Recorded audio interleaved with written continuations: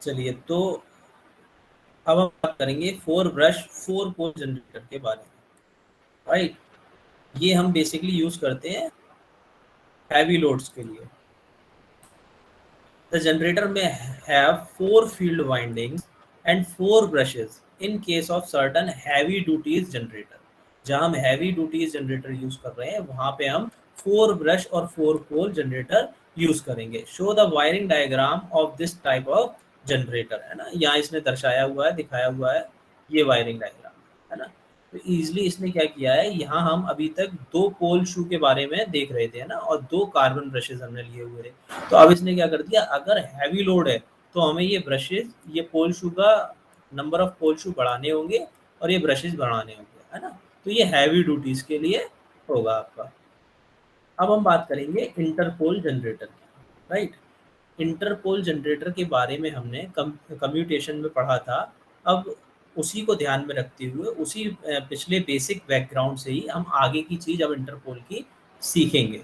It has been discussed earlier that the main field of the generator is destroyed due to flow of current through the armature conductor, है ना। ये हमने क्या देखा था, इसमें इस फिगर के सहायता से हमने देखा था कि नॉर्थ से साउथ तक मैग्नेटिक लाइंस जा रही थी और इस आर्मेचर कंडक्टर्स में, इन बंच ऑफ कंडक्टर्स में जो कि आर्मेचर में है, इसमें से करंट फ्लो हो रहा था, है ना। इस करंट फ्लो होने की वजह से इस आर्मेचर का इंडिविजुअल अपना मैग्नेटिक फील्ड जनरेट हो रहा था, है ना, ये हमने देखा था।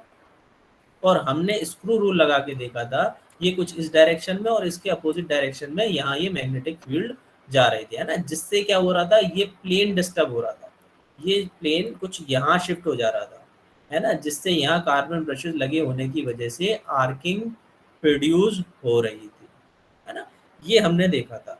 अब इसको हम रिड्यूस कैसे कर रहे थे, इंटरपोल की सहायता से, है ना। तो अब हम यहाँ देखते हैं, देखिए, this flow of the current tend to shift the neutral position से शिफ्ट हो रहा था, वही चीज ये बता रहा है। It is the ideal brush position where as the minimum amount of arcing takes place, है ना। अगर हम आइडियली जहां ब्रश होना चाहिए और वही प्लेन बन रहा है तो आर्किंग कम होगी। If there is a high flow of the current, there is bound be the un undue amount of arcing, है ना, वहाँ आर्किंग प्रोड्यूस होगी, ये बता रहा है। In order to reduce tendency of arcing, some of high output and high speed generator employ extra field pole known as interpole. Right, ये हमने बात करी थी कि अगर यहाँ इसकी कुछ हमने देखा था, अगर यहाँ मैग्नेटिक फील्ड बन रहा है किसके अंदर, आर्मेचर के अंदर, तो उसको काउंटर करने के लिए हमने इंटरपोल लगाया हुआ था, है ना। यहाँ एक इंटरपोल हम लगा रहे थे, जिससे क्या हो रहा था, ये जो आर्मेचर की वजह से मैग्नेटिक फील्ड जनरेट हो रहा है वो इसको काउंटर कर रहा था, है ना। इसलिए हम क्या कर रहे थे, इंटरपोल लगा रहे थे, या हम दूसरा काम क्या कर रहे थे, इसका रेजिस्टेंस बढ़ा रहे थे, कार्बन ब्रशेस का रेजिस्टेंस बढ़ा रहे थे, है ना, ये कर रहे थे, और दूसरा इंटरपोल लगा रहे थे। ठीक, चलिए, तो इसको समझते हैं हम। अब इसको मैं इरेज कर देता हूँ। अब इसको ध्यान से हम समझते हैं, देखिए, अब इसे हमें समझना होगा, पिछले कम्यूटेशन की क्लास से ही बेसिक हम लेंगे इसमें। मैंने क्या किया कि यहाँ पे आर्मेचर रिएक्शन हो रहा है ना, ये आर्मेचर रिएक्शन हो रहा था कुछ ऐसे, स्क्रू रूल से हमने देखा था, ये आर्मेचर रिएक्शन कुछ ऐसे हो रहा था, है ना, इस डायरेक्शन में हो रहा था। ठीक है, अब इससे क्या हो रहा था, अगर आप देखेंगे तो ये इस वाले फ्लक्स को नॉर्थ टू साउथ जो जा रहा था, पोल्स वाला फ्लक्स था, जो फील्ड वाइंडिंग फील्ड फ्लक्स था, है ना, उसको ये क्या कर रहा था, डिस्टर्ब कर रहा था, है ना। तो क्या हो रहा था, ये प्लेन डिस्टर्ब हो रहा था, प्लेन शिफ्ट हो रहा था, है। अगर हमें इसे काउंटर करना है तो हम क्या कर सकते हैं, यहाँ कंपनसेटिंग वाइंडिंग लगा सकते हैं। कंपनसेटिंग वाइंडिंग कैसे लगाएंगे, देखिए, ध्यान दीजिए। मैंने क्या किया, यहाँ पे एक वाइंडिंग कर दी, इसके ऊपर एक वाइंडिंग कर दी, है ना। यहाँ मैं 3 कंडक्टर लेता हूँ। राइट, ये वाइंडिंग की हुई है, मैंने टॉप व्यू काट के दिखा रहा हूँ मैं। 3 कंडक्टर में यहाँ रख लेता हूँ, है ना, ये मैंने 3 कंडक्टर, राइट, ये 3 कंडक्टर रख लिया। अब मुझे ये समझना है कि ये देखिए, ये हमने एक लूप बना के देखा था। इस लूप में यहाँ ए और बी से करंट अंदर जा रहा था, है ना, और सी और डी से करंट बाहर आ रहा था। राइट, तो देखिए सी ए और बी से जब करंट अंदर की डायरेक्शन में जा रहा है तो मैं क्या कर रहा था, एरो का पीछे का पोर्शन दिखाई देगा, है ना, करंट जब आगे जाएगा तो मैं यहाँ प्लस बना रहा था। ये देखिए इस कंडक्टर पे प्लस बना हुआ है, यहाँ प्लस बना हुआ है, यहाँ प्लस बना हुआ है। तो ये कौन सा है, ए और बी कंडक्टर, है ना। यहाँ से करंट क्या है, अंदर की साइड जा रहा है, तो पीछे का ये पोर्शन दिखाई दे रहा है, मैंने प्लस बना लिया सिंपली। अब यहाँ से करंट आ रहा है तो एरो का कौन सा सिंबल दिखाई देगा, कौन सा पोर्शन दिखाई देगा, ये। तो मैंने यहाँ सिंपली डॉट बना दी थी, आप ये देख रहे हैं यहाँ डॉट बन रहा है, राइट। अब मुझे अगर इस फ्लक्स को काउंटर करना है, ध्यान दीजिए, अगर मुझे इस फ्लक्स को काउंटर करना है तो मुझे कंपनसेट वाइंडिंग में करंट को बाहर से अंदर की तरफ लाना होगा। यानी कि इस कंडक्टर पे मुझे क्या चाहिए, डॉट चाहिए। इस कंडक्टर पे मुझे क्या चाहिए, डॉट चाहिए। इस कंडक्टर पे मुझे क्या चाहिए, डॉट चाहिए। इन तीनों कंडक्टर पे मुझे डॉट चाहिए, ताकि आप देखेंगे ये लेफ्ट हाफ के जो भी आप एरो देखेंगे तो इस पे प्लस लगा है, इसका क्या मतलब हो गया है कि करंट ए से बी तक जा रहा है ना। तो अब इसकी वजह से जो फ्लक्स जनरेट हो रहा है उसको काउंटर करने के लिए मुझे करंट का डायरेक्शन अंदर से बाहर की ओर रखना होगा, है ना, कुछ इस डायरेक्शन में रखना होगा। तो यहाँ जो कंपनसेटिंग वाइंडिंग में बनाऊंगा उसमें मेरे करंट की डायरेक्शन क्या होनी चाहिए, डॉट। यहाँ क्या होना चाहिए, डॉट।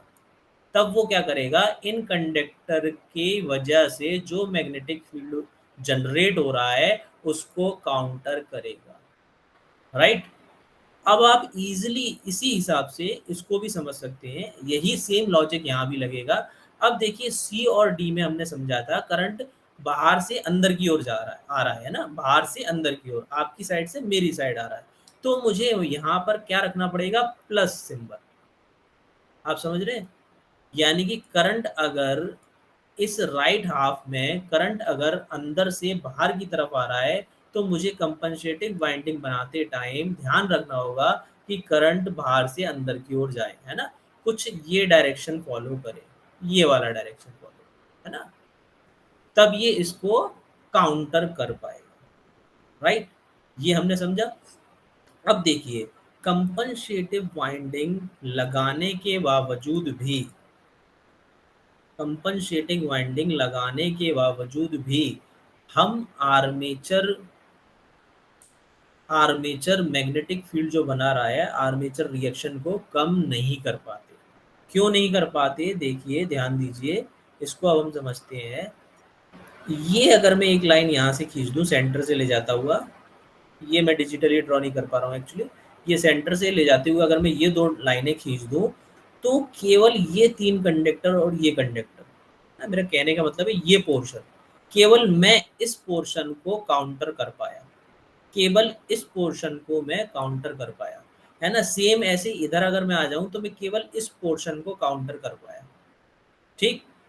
कुछ कंडक्टर यहाँ भी होंगे, मान लेते हैं यहाँ ये दो कंडक्टर है जो पोल्स के सामने नहीं आ रहे, कुछ दो कंडक्टर यहाँ भी होंगे, है ना, यहाँ भी होंगे जो इन पोल्स के जस्ट सामने नहीं आ पा रहे, है ना।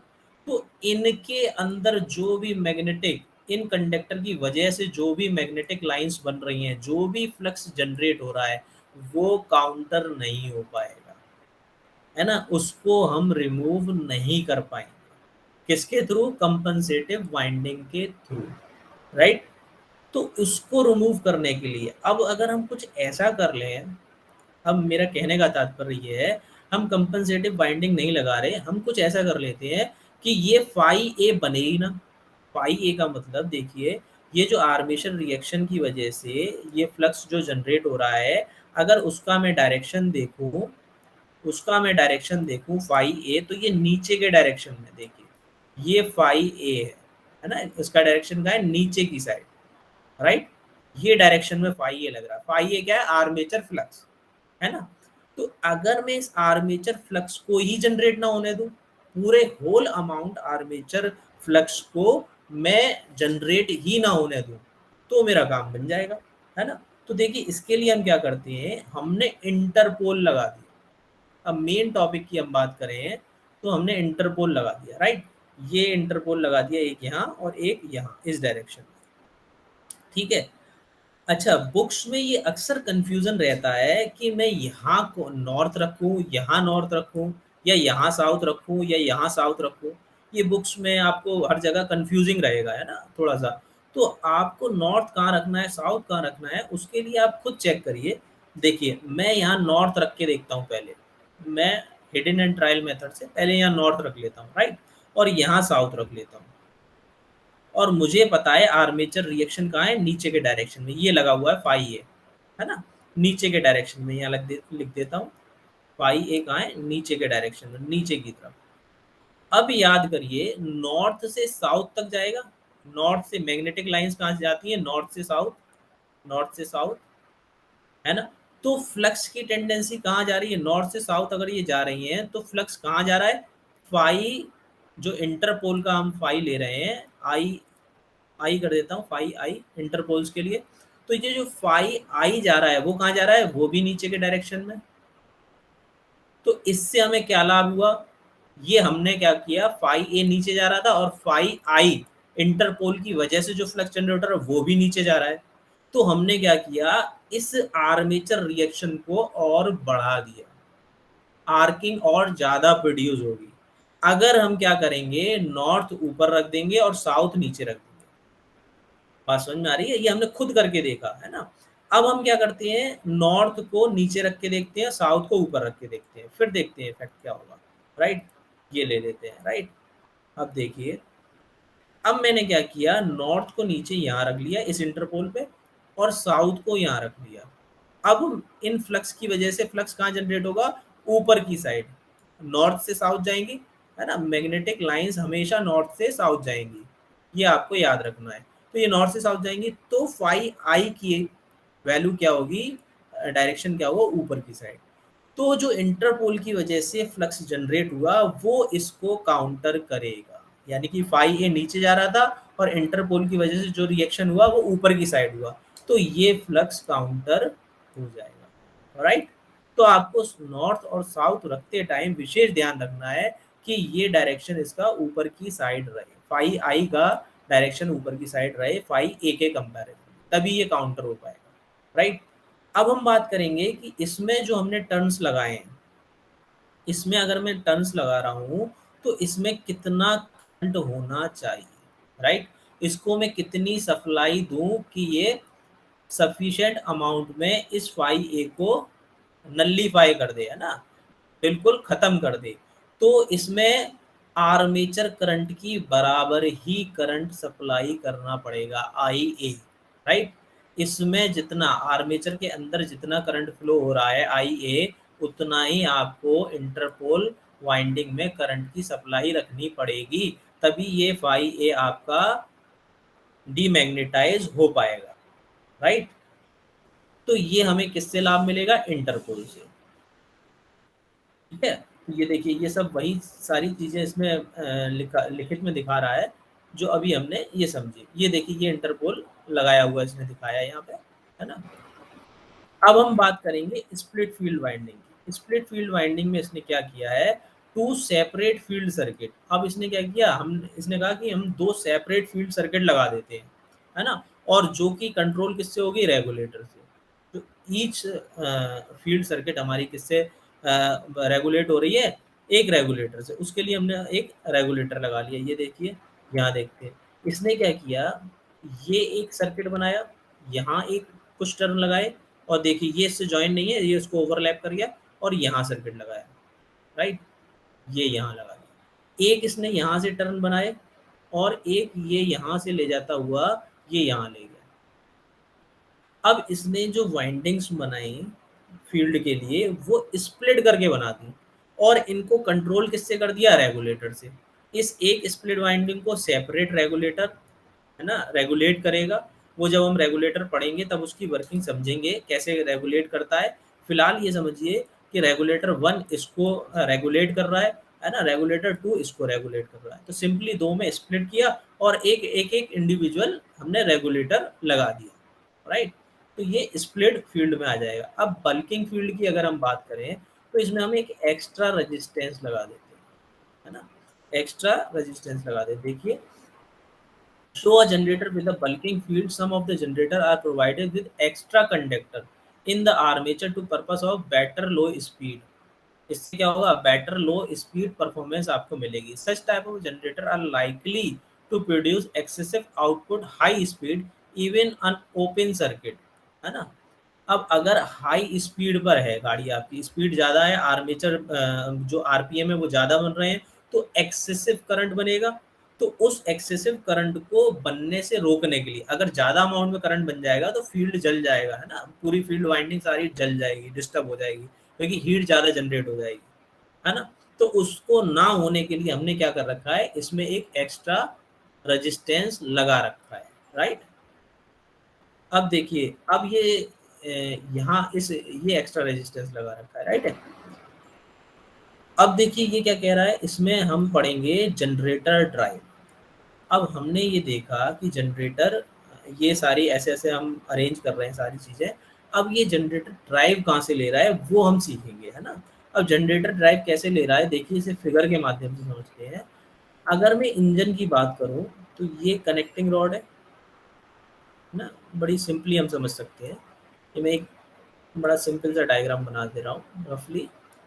ये पिस्टन एक लगा है, मान लेते हैं ये 3 पिस्टन है यहाँ पर, 3 सिलेंडर इंजन है ना. एक यहाँ लगा लेते हैं, एक रफ डायग्राम में फटाफट बना देता हूँ समझने के लिए. और ये एक फ्लाई व्हील लगा है ना, ये यहाँ कहीं फ्लाई व्हील लगा रहेगा, राइट.